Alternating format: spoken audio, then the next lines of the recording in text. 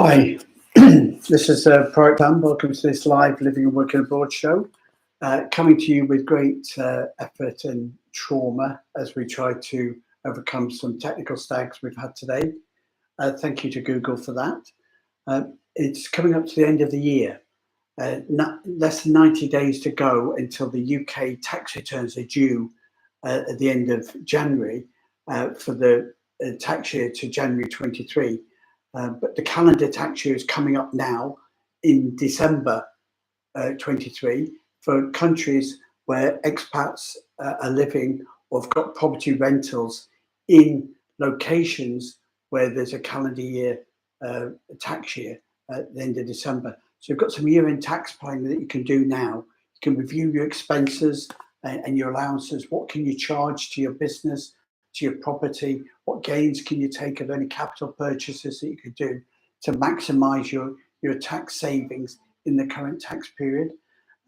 Above all, if you've not taken advantage of to utilize all your allowances, you could contact a Proact as your tax advisor for help and guidance on how to use strategies to minimize your tax in the remaining days of this month and this tax year. If you're living and working abroad remotely up to 90 days, then you can still be paying tax and social insurance in your home country. If that's not the case, then you may have to consider taking additional action. If you're working more than 90 days in another country, then you should start paying income tax and social insurance on that employee or earned income in that other country, which could mean you're working as a contractor, or it could mean you're working as self-employed. More information and guidance on correctly reporting your overseas property income and overseas income for remote working, contact us at proactpartnership.com. There's anyone with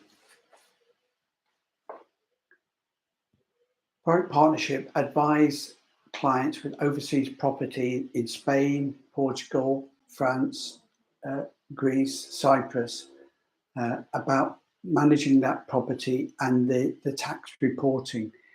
It doesn't matter where you are individually tax resident, any property rental income is due in the country in which the property is based.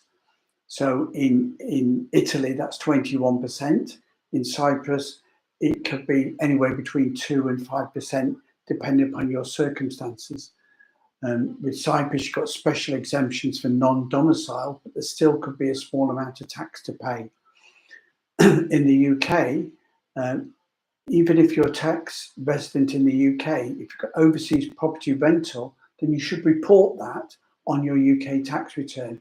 Otherwise, potentially, Portugal, Spain, Italy, France, Greece, Cyprus could come after you for that property rental income in the years ahead, using exchange of information, which is available to them to get that information from you at some point in the future. So have that in mind. Remember that you need to UK property rental or UK expats need to do their online return by the end of January. That's less than 90 days. So if you need help and guidance completing your tax return for the end of January within the next 90 days, contact us at proactpartnership.com. As a reminder of the possible repercussions, anybody with overseas property, including if that's a holiday let in Scotland, Wales, Ireland, and the UK, consider what's happening in Italy. Italy's tax authorities have seized 670 million from Airbnb. This is a tax claim for what they claim is the 21% tax is due on that property rental income that Airbnb should have deducted as tax agents for them from the 1 billion rental income that they received over a 3-year period from 2020. Airbnb are fighting this, but there's one of two things that are going to happen. Either Airbnb are going to pay the tax in which case Airbnb are then going to come after the property owners to pay that tax, or Airbnb are not going to pay the tax, but the tax authorities will then come away with the names and addresses and contact details of all the owners of that property who received that income as the beneficial owners of that property, for that property rental income over those years. And that, by exchange of information between Italy and the home country of the property owner, which could be the UK, Cyprus, Spain, whatever, that exchange of information will allow them to come knocking on your door. If you've got overseas property rental income and you've reported it on your tax return in your country of residence as part of your worldwide income, then the Italy's call for tax payment will be settled by HMRC or your local tax authority. But if you haven't reported that income, you've then committed an omission from your tax returns, and you've got potential penalties of interest and fines for that non-reporting. Now, this is something that's new. Since 2020, the tax authorities are getting this exchange of information on overseas property rentals, which has enabled them to be aware of who are the beneficial owners of those properties and allow them to assess them for tax. So they're getting the income information off the tax agents, whether that's a local property rental tax agent or whether it's an online Airbnb, booking.com, hotels.com type of scenario. So that information is there, it's being exchanged, the beneficial owners are known, and it's coming forward that the tax is going to be claimed. The prudent thing to do, if you've not reported any income in the past, would be to start reporting it now. And at least then, by the time Italy or Cyprus or Spain or Portugal or the UK catch up with you, they may forgive past indiscretions. They can only go back so far, and whether they've got the ability or the will to do that is another matter. But if you've got a record of income and receipts of income, then potentially they can. So the first thing you should do is start reporting your overseas property rental income on your individual tax residency now. For more information, guidance, and help on doing that and reporting the right amount of income on your tax returns, contact us at proactpartnership.com.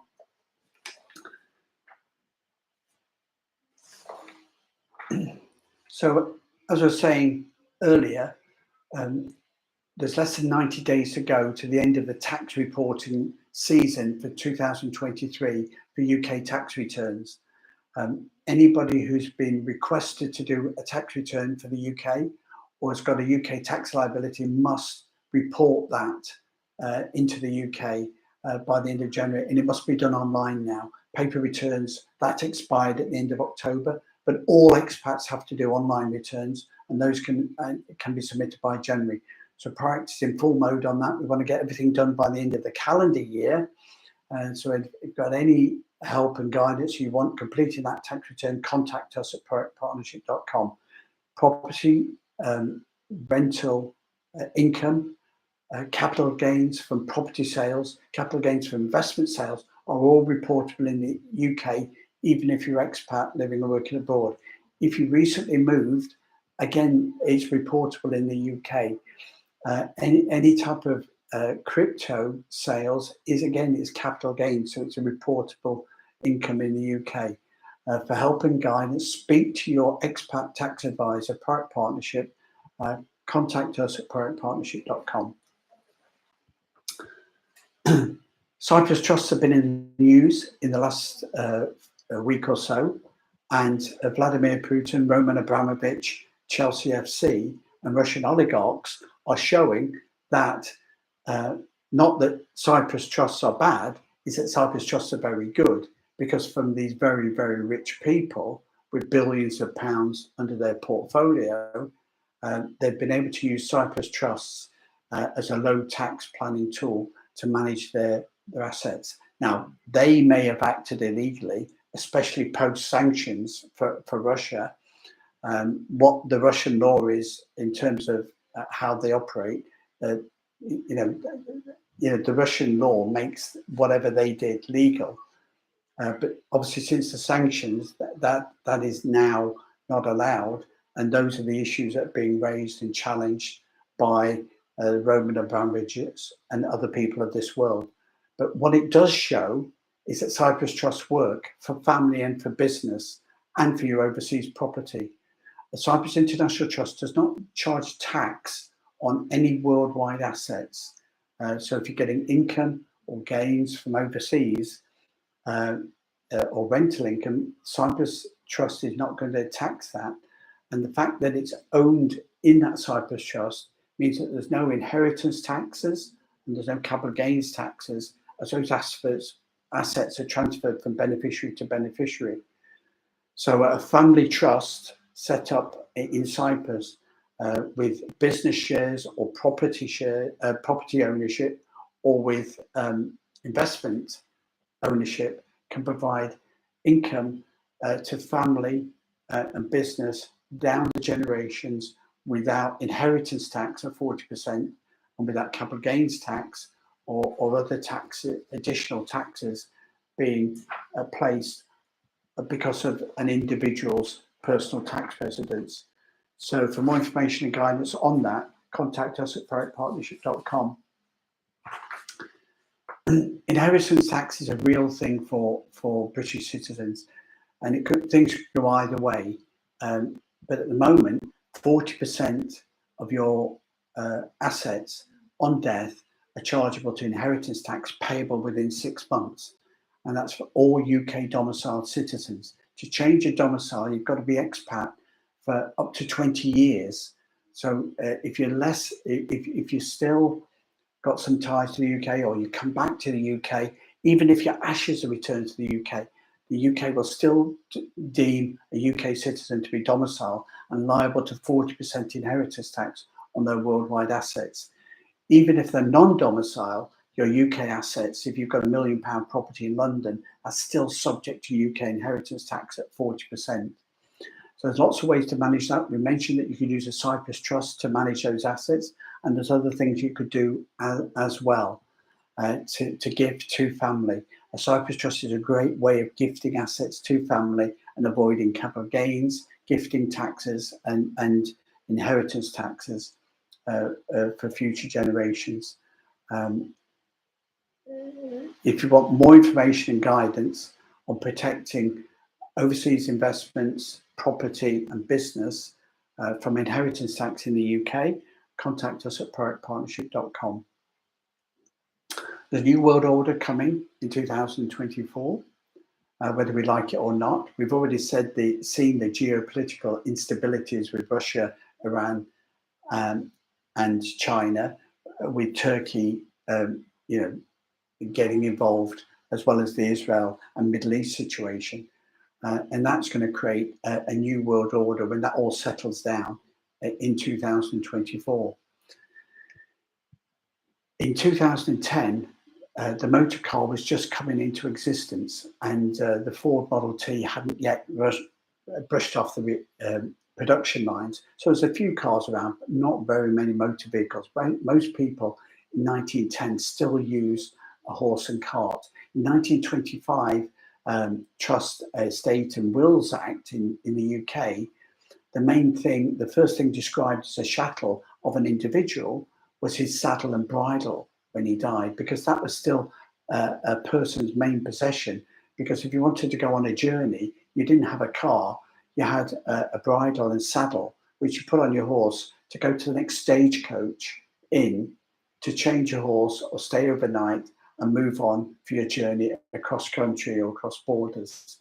Those stagecoach inns are still with us today in the public houses, but also in the bus routes where they have a stage fare and a stagecoach. Stages are based upon this old principle of the stagecoaches, where you literally change your horse. By 1920, 1925, cars everywhere, and the horse as a main mode of transport rapidly declined into a leisure and another way of traveling. So things can change very, very rapidly in a short period of time.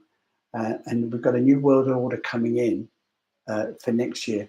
We need to look and see how that's going to be. For the UK, we've got the situation where the British government have just changed their setup, so the Conservative government looks like the government that replaced Tony Blair's New Labour approach 10 years ago, in an effort to try and win next year's election in 2024. Meanwhile, Labour is pitching itself as the latest version of New Labour, so re-elect them as they did 10 years ago. And so we can either be where we were in 2013 or another version of the Conservatives in 2013, or we can have a revolution, and we could get a completely new political breakthrough, possibly with the Conservative Party, in the same way that post-Brexit, the elected government was elected on a completely different mandate in 2019 to what is being offered by the government today. So which way will it go, and who will win that race? There's a revolutionary change underfoot that could happen in the UK.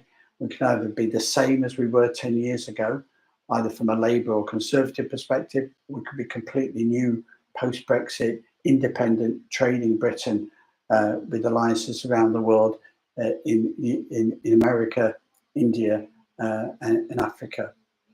In the USA, again, we've got a presidential election, so we can have more of the same. Joe Biden with a second term that will give 16 years of an Obama-Biden presidency, interspersed with 4 years of Donald Trump. But if Donald Trump gets re-elected, then based upon the Republican consensus for change, that the Republican Party in America has got much of the same elements of drive for change and new world order in America that the Brexit movement has in the UK. If those Republicans come through, either through Trump or somebody else, how will that represent a different America to the one that we've seen over the last 10 years? These are the new world orders that are coming next year, and it could change the way that you organise your business and property and family, living and working abroad. For more information and guidance, contact us at proactpartnership.com. Thanks a lot for listening, and we'll see you again next time.